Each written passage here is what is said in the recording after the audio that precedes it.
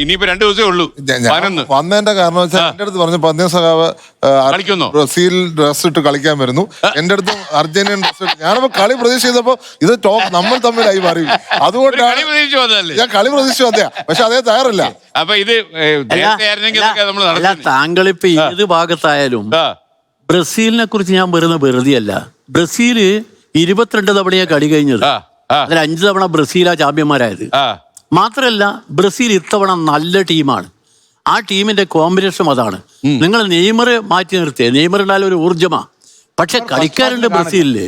ആ ബ്രസീലിന് കഴിഞ്ഞ തവണ നമുക്ക് വേൾഡ് കപ്പിൽ ഒരു ബൈസിക്കിൾ കിക്ക് എടുത്ത ഒരു വിദ്വാനുണ്ട്, വിനീഷ്യസ് ജൂനിയർ.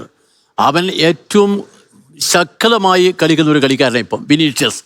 അതുപോലുള്ള ഒരുപാട് കളിക്കാർ. മറുപടി തീർച്ചയായിട്ടും ഞാൻ അങ്ങനെ ബ്രസീലിന്റെ കളി അങ്ങനെ കാണുന്ന ആളല്ല. ഞാൻ കൂടുതലും അർജന്റീന അല്ലെങ്കിൽ നമ്മുടെ ബാക്കിയുള്ള കൺട്രീസ് താല്പര്യമില്ലാത്ത ടീമിന്റെ കളി കാണാത്ത അവസ്ഥയുണ്ട്. സാറേ ബ്രസീലിന്റെ കളി കാണാത്തത് കൊണ്ടാണ് സാർ അർജന്റീന ഫാൻ ആയതാണെന്നാണ് എനിക്ക് മനസ്സിലാവുന്നത്. ബ്രസീലിന്റെ കളി കണ്ടതാണെങ്കിൽ ഇഷ്ടക്കേടൊന്നുമില്ല. പക്ഷെ നമ്മളെ സംബന്ധിച്ച് അർജന്റീന കളിയാണ് കൂടുതൽ ഇമ്പോർട്ടന്റ് ആയിട്ട്. അല്ല, അർജന്റീന കളിയുടെ ഒരു പ്രത്യേകത അല്ലെങ്കിൽ ആ ടീമിന്റെ പ്രത്യേകത അല്ല തീർച്ചയായിട്ടും മെസ്സിയോടുള്ള ആരാധനയാണോ? മെസ്സി ആക്ച്വലി ഇവിടെ കേരളം അറിയാത്തൊരു കാര്യമുണ്ട്. ഞാനും ആ മെസ്സിയെ കൊണ്ടുവരാൻ ശ്രമിച്ച ഒരാളാണ്. ഞാൻ അവരുടെ ടീമുമായിട്ട് ഇങ്ങനെ കമ്മ്യൂണിക്കേറ്റ് ചെയ്ത് അതിന്റെ ഒരു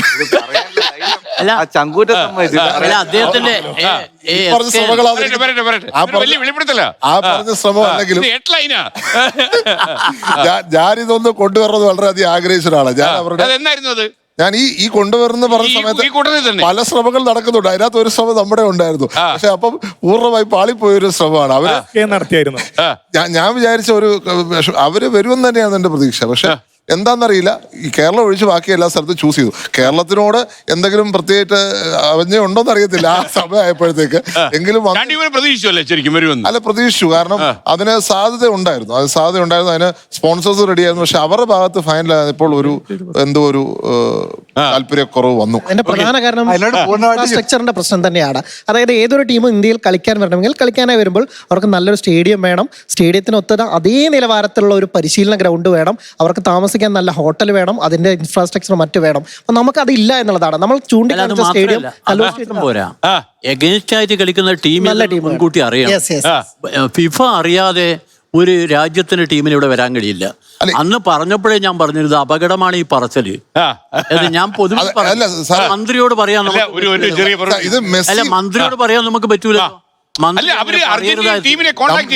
നമ്മളിത് അർജന്റീന ടീമിനെ കൊണ്ടുവരുന്ന കാര്യമല്ല ഞാൻ പറയുന്നത്. മെസ്സിയുടെ സെപ്പറേറ്റ് ടൂർ ഉണ്ടായിരുന്നു, India tour, GOAT, greatest of all times tour ഉണ്ടായിരുന്നു. ആ ടൂറിൽ സ്വാഭാവികമായിട്ട് വരേണ്ട സ്ഥലമാണ് കേരളം. കാരണം ഏറ്റവും കൂടുതൽ ആരാധകരുള്ള സ്ഥലമാണ് കേരളം. കഴിഞ്ഞ ദിവസം ഞാൻ മലപ്പുറത്ത് പോയപ്പോഴത്തേക്ക് 450 അടിയാണ് ഫ്ലെക്സ് വെച്ചിരിക്കുന്നത്.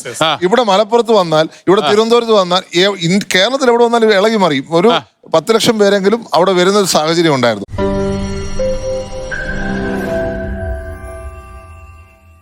ലോകത്തെവിടെയായാലും ഏത് സമയത്തും 24 വാർത്തകളും ഓഗ്മെന്റഡ് റിയാലിറ്റി പാക്കേജുകളും എക്സ്പ്ലെയിനറുകളും വിശദമായി കാണാൻ ഞങ്ങളുടെ യൂട്യൂബ് ചാനൽ നിങ്ങൾക്ക് സബ്സ്ക്രൈബ് ചെയ്യാം.